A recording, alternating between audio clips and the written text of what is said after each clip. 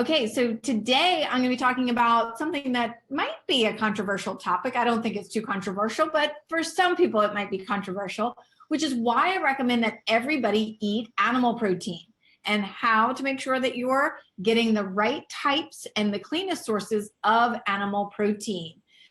So if you don't know, I was vegetarian for literally 27 years. So I totally get it. I totally get, why some people might not want to eat meat and how it might be hard to incorporate it into your diet, but we're going to kind of get into that. And also just, a bit how there's some misinformation out there about adding meat into your diet. There are these documentaries that have been coming out recently, What the Health, and Forks Over Knives, that everybody has their own agenda and they're kind of pushing their own agenda. One could even say I'm pushing an agenda of animal protein here, although I'm not necessarily doing that. I think to each his own. Mine's really coming from, having worked with literally thousands of people with chronic health conditions and diets that I feel have been the most helpful in successfully reversing those. And we'll get into what that is and why that is. But, sometimes these films are backed on some science and some science that's been sort of tweaked to benefit their agenda. And other times it's not even really backed on science. It's just somebody's kind of personal opinion. But after literally working with thousands of people here in my clinic in Austin, Texas, I have seen in myself personally, as well as in literally hundreds and even thousands of patients where a vegetarian diet is not the best thing. And in fact, when I meet people who are vegetarians and they tell me that their diet or that their lives or that their health has completely changed for the better once going to a vegetarian diet, the first thing that I always ask them is, what kind of diet were you eating before you were a vegetarian? So often, people, not always, but often people who are eating switch to a vegetarian diet and they initially feel a lot better, they were kind of eating a heavily processed diet before, I find, or that, they were eating a lot of junk food or, like I said, heavily processed food and not eating a lot of real whole foods and fruits and vegetables. And so they feel better on a vegetarian diet. And that is great. It just shows you that they need real whole foods and not necessarily that they don't need the animal protein. So certainly there are some people who are eating a real whole foods diet, eating animal protein, and then they switch to a vegetarian one, and all they did was remove the meat and they might feel better. Certainly don't want to say that that's not the case, but usually the story that I hear when I hear that story is that they were eating a junk diet and then they went to a real whole foods based diet that didn't include meat. So the real question is, how would they have felt if they had, a real whole foods based diet and ate meat? In fact, there's a very well-known person who I will not say their name here, who's a vegetarian and in the fitness industry, and his entire platform is built around him being a vegetarian and a world-class athlete. And I had that same conversation, and that's what he said. He was eating junk and then he switched to a vegetarian diet. And I said, well, have you ever tried to add any meat into your diet since being a vegetarian and eating a real whole foods diet? And he was like, no, I kind of can't do that because that's not my platform now. So, at the end of the day, you got to figure out what's the right diet for you. And of course, there are all kinds of vegetarians out there. And I was one for a while that can eat a vegetarian diet and still eat a lot of gluten and very inflammatory foods and even a processed diet. So when I was a vegetarian, I was eating lots and lots of soy. Everything was soy, tofurkey, cheese, tofu, brown rice, vegetables. But I was in medical school. The last time I was a vegetarian, I was eating a lot of tofurkey and tofu cheese sandwiches on Ezekiel bread. That was sort of my go-to every day for lunch in medical school.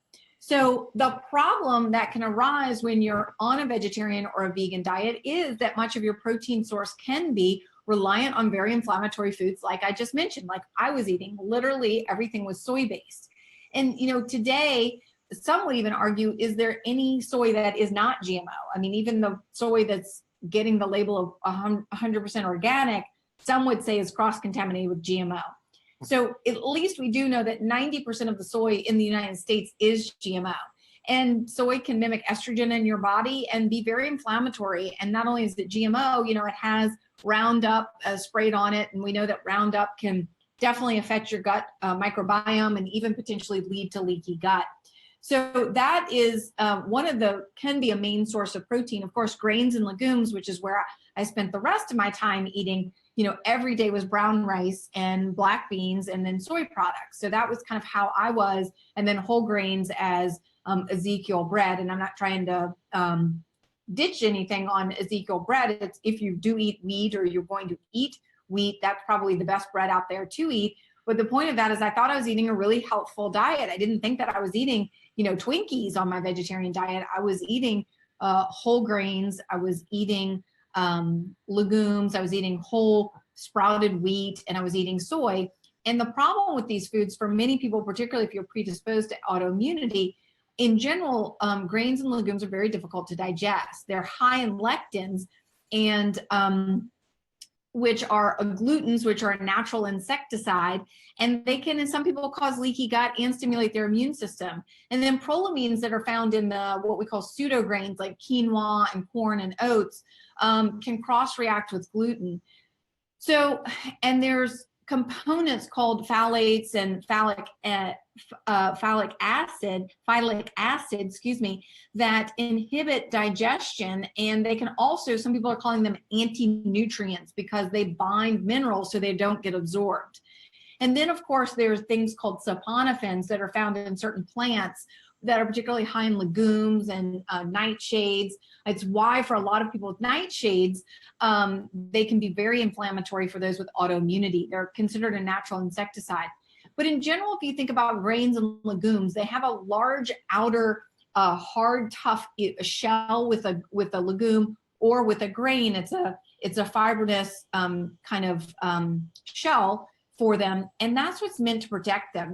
Back when there were animals roaming the land, and as there are now, they eat these plants and then they roam around and then they poop out the plant, and then the plant seed goes into the ground and then a new plant grows. And that's really how the life cycle of the plant would get transferred from one place to another, and basically how it was a survival of the fittest, how it remained a plant that would continue to grow would be that an animal would eat it, but it had this protective shell on it that would then get pooped out, and then it would get allow it to grow. And so naturally these foods, their natural makeup is to have this outer layer that does not allow for it to be broken down in the gut. And so it can be very irritating to the gut. Now, there are things that you can do, but most of us are not doing these things anymore, which is to, sprout them, soak them, cook them for very long periods of time. Most of us are buying a can of beans and opening it up. Maybe if you all have your, pressure cookers and your Instapots that maybe, it's getting broken down now when you're using these tools, but certainly in the last few years, for most people, it was opening up a can, and that was the extent of eating their beans. So the other thing that happens when you're not getting animal protein is you're potentially missing out on some of your amino acids. Now, there are 9 amino acids that are essential, meaning that you have to get them from your diet. Well, they're also essential, meaning your body needs them. You can't do everything that your body needs to do, like detoxification, like build new muscle, like, support your immune system, if you don't have all 9 of these essential amino acids. Now, the other aspect of these essential amino acids is that your body cannot make them. So there's some other amino acids that we call conditional amino acids, and that means that we can make them. So from other amino acids or from other nutrients in our body, we can produce these amino acids, and those are called conditional. But there are 9 that are essential, and that means that you have to have them in order to, survive and certainly to thrive. And these 9 must be consumed. You cannot produce them on your own in your body. So the best places to get these are from animal protein.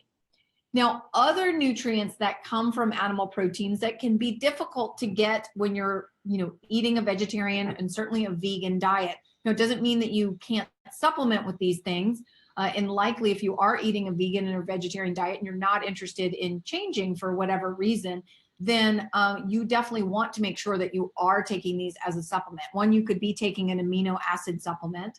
Two, B12. So B12 are typically come from animal products, and we need B12 to create healthy nerves, our red blood cells, even produce help with our DNA. So, and of course, many of you all have heard me talk about MTHFR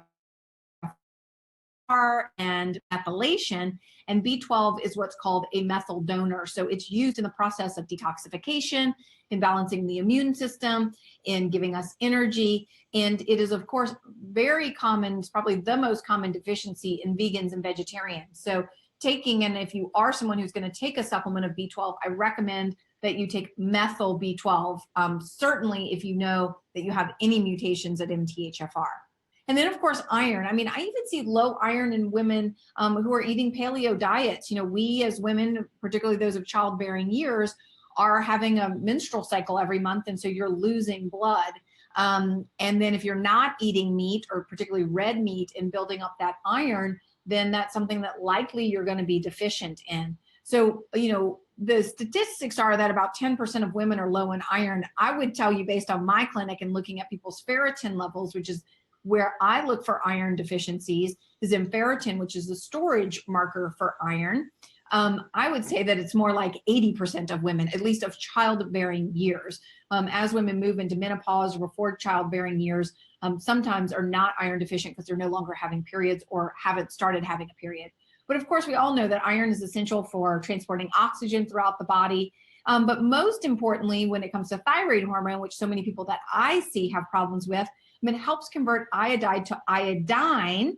And it also is needed to convert from the storage form of thyroid hormone T4 to the active form of T3. And that's something that I see is really a large reason for low thyroid, is people not making this conversion. And why are they not doing it? It's because they have low iron. Zinc is another one that is typically found in animal meat, and it happens to, and it supports your immune system. And it also is necessary for that conversion from the storage T4 to the active T3. So it also helps your hypothalamus trigger the release of thyroid hormone, and your hypothalamus can't do that accurately if your zinc levels are low. Another nutrient that we can get from animal protein, particularly, of course, wild-caught salmon, is omega-3s. So they help to fight inflammation. They're good for memory and cognition. And of course, they play a really important role in inflammation and heart health. And then two others that are found in animal meat are CLA and ALA, which are conjugated linoleic acid and alpha linoleic acid. And both of these help to support the inflammatory response.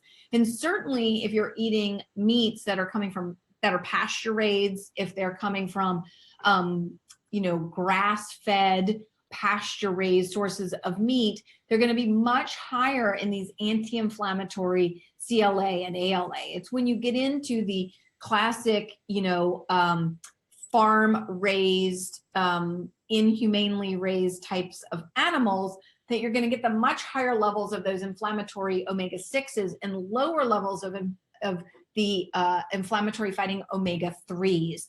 So you really, and of course, as I'm talking about animal protein, whether it's seafood to beef to chicken to turkey, whatever it is, that we're really looking at wild-caught, pasture-raised. And I'm going to talk about how to choose a good source of protein here in a minute. So two others that you get from animal meat are CoQ10. So CoQ10 is something I see a large amount of people in my clinic who have autoimmunity are deficient in CoQ10. CoQ10 is necessary for our mitochondria to work properly. It's an antioxidant that fights oxidative stress. It's needed to convert food into energy, and it can also help along with other antioxidants like vitamin C and E to be more properly absorbed. And then, of course, what everybody's talking about on the in the world today, besides the current state of political affairs, is collagen and gelatin. So collagen and gelatin are the glue that hold us together. So collagen, our little villi that help us digest and absorb our food, are made of collagen. Our hair, skin, and nails, our bone joints are all need collagen. And once you turn 40 or over, which many of my patients are, you start decreasing your ability to make collagen in your own body more quickly than you replete it. So you're in a deficit. So that's one of the reasons that collagen has gotten so popular these days. And of course it comes in bone broth if you want to make bone broth, which is awesome to do and highly recommend it. In fact, I've been making bone broth recently and last week, and started giving it to Elle, and she absolutely loves bone broth. But another quicker way to get that is through collagen powder or gelatin powder. Now, I do have a whole video on the difference between collagen and gelatin powder if you're interested. Super quickly, collagen powder, the one that we have in my store, can be is flavorless, tasteless, and can be easily dissolved into hot or cold liquids. So you can add it kind of to anything, into tea or water or a smoothie, and it dissolves completely. Gelatin, on the other hand, has a component to it that gels, that it allows it to gel, and we use it frequently as an egg substitute. So it can be used as a thickener. So if you're looking to make little gummies or gels, it could be used there to thicken soups, to thicken sauces, or to act as an egg substitute, as a binder or thickener in a baked product. So I use it extensively in the baked products in the Autoimmune Solution cookbook. So it's definitely a companion to the cookbook for the baked goods in order to make them autoimmune compliant in the Autoimmune Solution cookbook.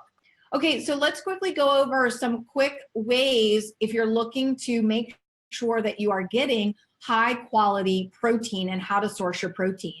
So of course, we all, to the best of our ability, want to be eating organic, pasture-raised, non-GMO. We want to be shopping. We want to be growing it ourselves if we can and shopping with local farmers. That's not always possible for everybody. So if you have to make choices, whether it's a budgetary choice or it's a ability to get something choice, choosing a clean source of animal protein is your top choice, even over getting organic vegetables and fruits, because animals are higher on the food chain. They consume things below them. And so you want to be making sure that all along that pathway that you're getting clean sources, whereas a vegetable is really just dealing with what it's consuming in the earth. The animal is consuming all kinds of other things. So it's super duper important that you're getting a clean source of animal protein above and beyond getting, clean fruits and vegetables. Now, of course, if you can do all of that, you want to be doing that as well. And, I talk about in both my books about, all kinds of ways to prevent toxins from coming in and ways to get toxins out. But eating clean animal protein, if you're eating animal protein, is, I would say, at the top of things that you want to prioritize. So if you're not getting a organic raised or a pasture-raised, grass-fed, grass-finished meat, then you're getting conventionally raised, then you're getting hormones that make them grow faster. They increase the insulin-like growth factor. Of course, they're given antibiotics. They're living in icky conditions. We're supporting big pharma, which is probably not a good thing. They're often fed a diet of GMO corn and soy. And then, of course, if you're getting farm-raised fish rather than, wild-caught fish, then these are often even higher in mercury. They're given antibiotics, and they're fed some icky foods that are high in xenoestrogens and BPAs and plastics that can really wreak havoc on your immune system and on your endocrine system. So definitely you want to be choosing grass-fed and grass-finished. So grass-fed is now kind of a buzzword. We want grass-fed, grass-finished. It's been shown to be much higher in omega-3s and 5 times higher in the conjugated linoleic acid that I was referring to earlier, which is an anti-inflammatory omega. And it also ensures that they're not getting any GMO grains or soy. You want to choose wild-caught fish. And also, if you're getting USDA organic, it ensures that they're never given hormones, antibiotics, or GMOs. So if you know me, I have two sources that I go to that are super convenient because they get delivered straight to my house, and that's Butcher Box, where I get my chicken, beef, pork, and other meats like turkey. They've been kind enough to give me a turkey the past 2 years for my family to enjoy for Thanksgiving. And if you're interested in that, you can go to amymd.io/butcher, and that will take you to Butcher Box. And for freshly wild-caught seafoods, I use Vital Choice, and you can go to amymd.io/vital. So, and then of course, some of you have already mentioned that we have a new flavor of a protein powder, Mocha Latte, that just came out. But seriously, for a clean source of protein that's super easy, and if you're anybody dealing with any leaky gut issues or digestive issues and you're having any problems digesting or absorbing, a protein powder can be a really great way in smoothies to get these 9 essential amino acids in your body. Now, of course, not all protein powders are created equal, and most of them are from a grain or legume source or a dairy source. So most of them are coming from whey, eggs, soy, or hemp. However, as many of you all know, I do have the Myers Whey Paleo protein powder, which is grass-fed, grass-finished, pasture-raised. They're cows that were never given antibiotics or hormones. They're GMO-free and 100% kosher. And with all my supplements, gluten-free, dairy-free, grain-free, soy-free, egg-free, hemp-free, sugar-free, no artificial sweeteners. And they're 21 grams of protein. So you're going to get all of those 9 essential proteins that I already talked about that are essential. You have to get them from your diet. They are needed to make your, to give you energy, to make your muscles, to support your immune system. So we have the Myers Whey Paleo protein powders that can be used in any of the protocols. They're autoimmune friendly, they're AIP approved, they're perfect for ketogenic diets. And the most exciting thing that I want to tell you is we have a new flavor. So we always have our delicious vanilla, our chocolate, and our unflavored, but we have a brand new flavor, and we're kicking it off today with a special on the Mocha Latte, named after my dog, Mocha. No, really, it's mocha flavored. So for all you people who have been missing coffee, it's an amazing coffee chocolate flavor without any caffeine. It literally has the decadent taste of chocolate with coffee in it, but without caffeine. So if you've been missing your perfect iced latte or an iced coffee, I grew up in New Orleans and iced coffee was a big thing, and I don't do well with coffee these days. So since we got this in on Friday, I have been drinking this non-stop. And I have kind of a little joke that we're calling it the Mocha Latte Paleo Chino instead of a Frappuccino. It's seriously like a Starbucks Frappuccino, but without any of the junk. And I know, obviously, I sell this stuff, but everybody in the office here totally agrees this is absolutely a home run. It is the best flavor that we have. If you love the vanilla, this is so much better. And it works great with just ice, so you don't necessarily have to do anything else to it if you don't want to. So tomorrow, probably around 9 on Facebook, I'm going to be making a Mocha Latte Paleo Chino, and you can see how I do that if you're interested. So as the introductory offer on our new Mocha Latte flavor, 25% off if you're interested in ordering it. And all my other flavors are 15% off until Thursday, March 29th at midnight. You can head over to amymd.io/paleo, save 15% on any of the flavors that you want and 25% on our new Mocha Latte. And don't forget, we have a 30-day money-back guarantee. So if you don't end up liking the mocha, you can send it back. But I seriously will give you my guarantee. If you are a person who likes iced coffee, you like a Frappuccino, you will love this. And I'm not joking. So even Elle loves it. We've been giving it to her when I've been making it. Now she knows I've been making smoothies every day because I've been obviously making it with this. And she starts pointing at it and she sees the blender and she starts pointing at it and she's like, And then she starts shrieking if I don't like get her a smoothie. So it's quite addicting for parents and children alike. Okay, so yeah, if you got your children that like to go out to Starbucks and spend, you know, $5 on a drink and it's full of sugar and junk, you can give them this instead. They'll be missing the caffeine, missing the sugar, missing the junk. You'll be saving money, and they won't have all those sugar spikes. Okay, so thanks for tuning in today. And don't forget, I'm going to tell you right now how you can enter to win a signed copy of the Autoimmune Solution Cookbook. So don't forget, this cookbook is coming out May 8th. It's the perfect place to start any of the Myers Way programs. It walks you through really the 4 pillars of the Myers Way and the 4 root causes of autoimmunity. There's a guide to different ingredients here. There are a lot of different, you can see how amazing the recipes look so far on the cover there, and there's some more on the back. And I have a lot more baked goods and breakfast goodies in this cookbook because there are a lot more AIP and Myers Way approved flours that are not gluten filled and not grain filled.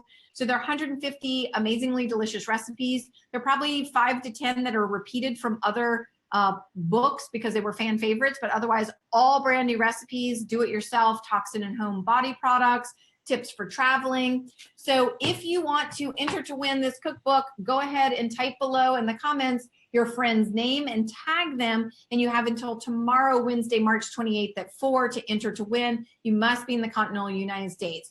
So simply type the @, your friend's name, press enter. They need to be on Facebook, and that will automatically enter you to win. If you're at all interested in the cookbook, please, you can head over to my website. You can purchase the cookbook from Amazon or any retailer between now and May 8th, and you'll get $150 in free bonus gifts. And don't forget, if you order between now and Saturday, March 31st, you'll also get a $20 promotional gift card to spend in my store. So it's like getting the book almost free. So don't forget, before Saturday, March 31st, that $20 promotional gift card is going to go away April 1st. So if you think that you're going to get a copy of the book, now's the time to do it and get a $20 promotional gift card. All right, now I'm going to be answering your questions. Sue wants to know, how do you know if it's a clean source of protein in a restaurant? You just have to ask and trust that they're being real with you. Of course, now there are new restaurants that are popping up all over the place that, you know, are advertising their source. But if they don't tell you the source and it just says salmon, then definitely it's not Wildcaught. I mean, anybody who has Wildcaught, pasture-raised, grass-fed, any of these things, they are going to highlight that on their menu because they cost a bit more and they're going to charge you more for it. And they're going to charge you that total premium. So it's usually listed, and if it's not, then it's probably not a clean source. And then you just got to choose wildly. So Amanda would like to know, can you add paleo protein to a warm cup of water? Absolutely, you can. In fact, we find that the paleo protein powder does best in 2 scenarios. One, in a blender with frozen, you know, ice, frozen berries, whatever you want to put in it, in a liquid, and blend it in your blender, and it is rich and creamy smoothies. Now, if you want to use a shaker bottle or you want to drink it in like tea or something like that, it does better in warm water. Doesn't do quite as great because of the collagen component in it in just plain water. You can do that in a shaker bottle, but the difference between doing this in a shaker bottle versus using a blender, if you have one, and putting ice, or what I do, and you'll see tomorrow, well, tomorrow I'm going to use just ice because this has a flavor of its own and you really don't need to add anything to it. But with my other smoothies, when I use the vanilla, which was my favorite before we got the Mocha latte, mine is, I do better with almond milk than I do coconut milk. So I do a little almond milk. I do a scoop of the vanilla paleo protein. I do frozen berries, and then frozen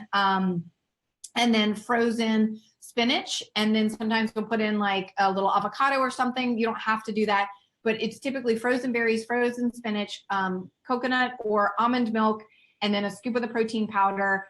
And because my fruit is frozen, I don't add ice. That is my ice. And it is the creamiest smoothie. I'm literally like, got to get home and have one. I haven't had one today. It's the creamiest smoothie. Like I eat it with a spoon.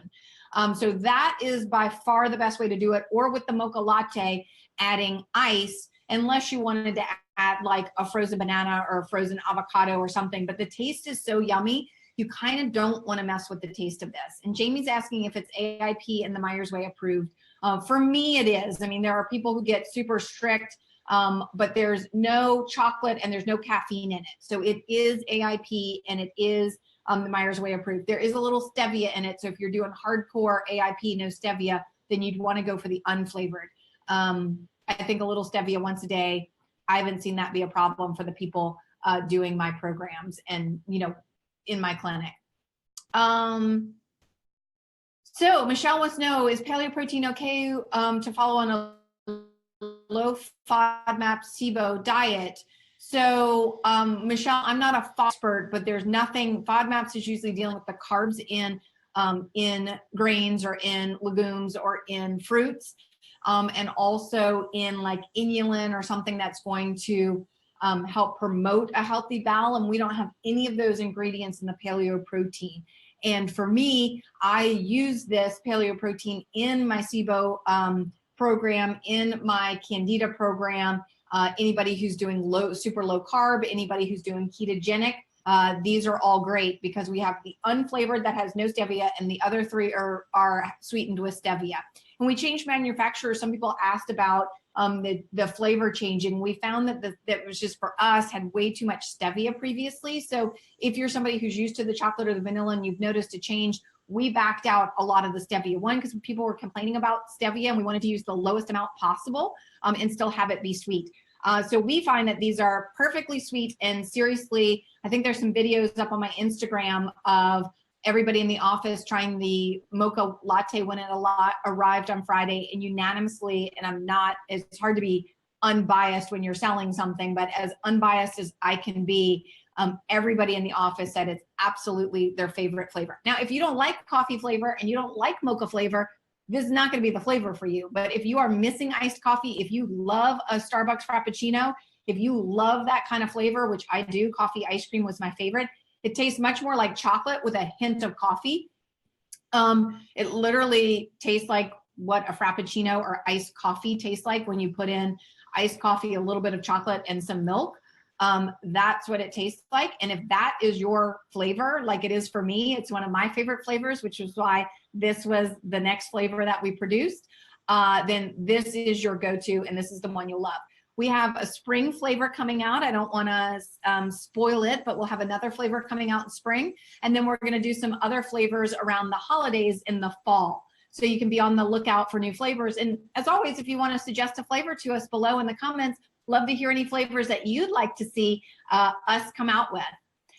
Linda, how much protein should a growing child have? Well, that's kind of a broad question in terms of, you know, what age the child is. You know, I never really look at things as how much protein, how much carbs, how much fat, how much whatever. With Elle, we literally, you know, feed her vegetables, mostly vegetables, lean protein, like I was just referring to today, some sort of animal protein is typically at most meals for her. And then healthy fat like avocado and coconut. She drinks, uses coconut oil and eats a lot of avocado. And then a little bit of carbs for her. I mean, she is a growing child, so she really, I probably shouldn't admit this, but she loves rice checks. That's really the only kind of grain that she gets, is straight up whatever that is, whoever makes rice checks, that and these little puffs. Otherwise, she doesn't get any grains with us, and her carbs come from sweet potatoes and, you know, starchy vegetables. So I don't honestly look at the protein content that I give her. I mean, when I make a smoothie, I make, you know, a full 8-ounce smoothie. I mean, it will fill up an entire glass, and I'll give Elle maybe like, you know, a fourth of that. And she typically doesn't even finish the whole thing. So I wouldn't make a full 8. Well, she's also 1 year old, so I don't know how old your child is. Maria, I have MTHFR, and can I take dehydrated beef liver capsules to get my methylated B vitamins? So Maria, I've taken dehydrated beef liver capsules myself, but I have not relied on them fully to get all my methylated B vitamins. So I don't know if you have 1 or 2 mutations. I have 2. I wouldn't rely on that solely for all your methyl B vitamins. Again, you'd have to check with the company if it doesn't say on the jar how much is in there. So, please check with the company. So I don't know. It's a good source, and liver can be a good source, again, if you're making sure you're getting a clean source. But depending on you, certainly if you had 2 mutations, that's not where I'd be relying heavily on. Okay, so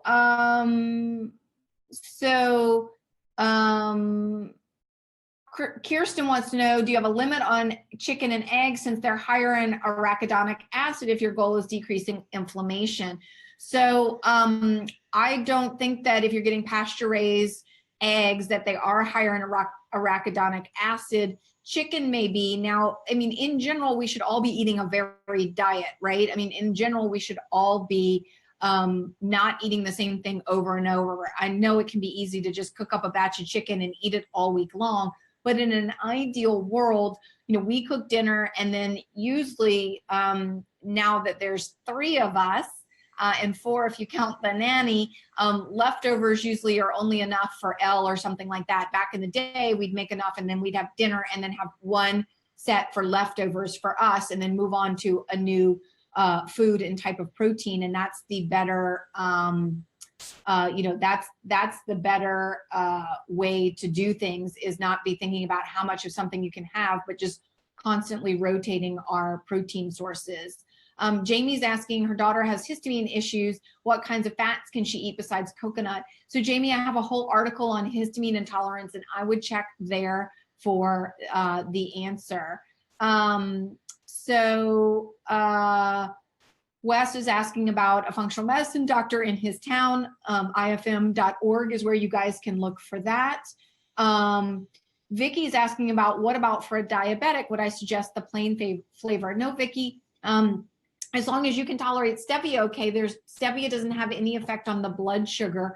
So all of these would be approved for a diabetic as well, plain or mocha flavor. So there's the amount of carbs in, if you're making 1 scoop in 8 ounces, so the amount of carbs is 2, and the amount of sugars is 0. So great to bring up as well that these can be for diabetic as well. So Mary, what travel tips can I share about maintaining AIP when you don't have access to your kitchen? So that is perfect timing. Next week at this time, same place, not same place because I'll be at home next time I'm in my office, but next Tuesday. Well, 1, I did a Facebook Live already on travel tips, so you can check that out. But 2, I'm doing another one because I'm going to Australia for 3.5 weeks, to Australia and New Zealand, taking my hubby and my baby to Australia and New Zealand because I'm going to speak at an event, and I am going to show you guys, if I have it ready in time, my suitcase and everything that I'm taking with me. I can assure you, I am taking some of the Mocha latte with me. I'm taking some of the bars with me, but I'm really gonna walk through everything, not just what I'm eating, but also clothes I'm taking, to products that I'm taking, all kinds of stuff. So, and then there are a few places that we're staying that has a kitchen, and then other places we're not. So Wendy, I'm going to Melbourne. I'll see you there. I'm sure my team will post where I'll be speaking. I don't know if it's just for practitioners or if anybody can go, but love to see you there. Jamie wants to know, should we have, for each meal or snack, should we have a protein? Yes, I think each meal and snack should include some amount of protein. Maria's asking about getting tickets. So I don't know. I'll get my team to reach out to the event and see about it and send something out to you guys in Melbourne as well. Hi, Wendy, you're waving at me. How you doing, Wendy? I'll wave right back at you. Leanne, would love travel packs of collagen. Well, you've already read our mind. We are planning to launch that in a couple of months. We're working on the packaging, artwork and stuff as we speak. So I don't want to give away all our secrets, but we do have travel packs of collagen and travel packs of the protein powder will be coming down the line very, very soon. So stay tuned. All right, everybody, it was great to see you today. Don't forget, every Tuesday at 3 Central Standard Time, I'm doing a Facebook Live. If there is a topic you'd like to hear, be sure to put it in the comments. If there's a flavor of protein powder you'd like, please put it in the comments. All right, everybody, please check out the Mocha Latte, and I'll talk to you soon. Take care. Bye.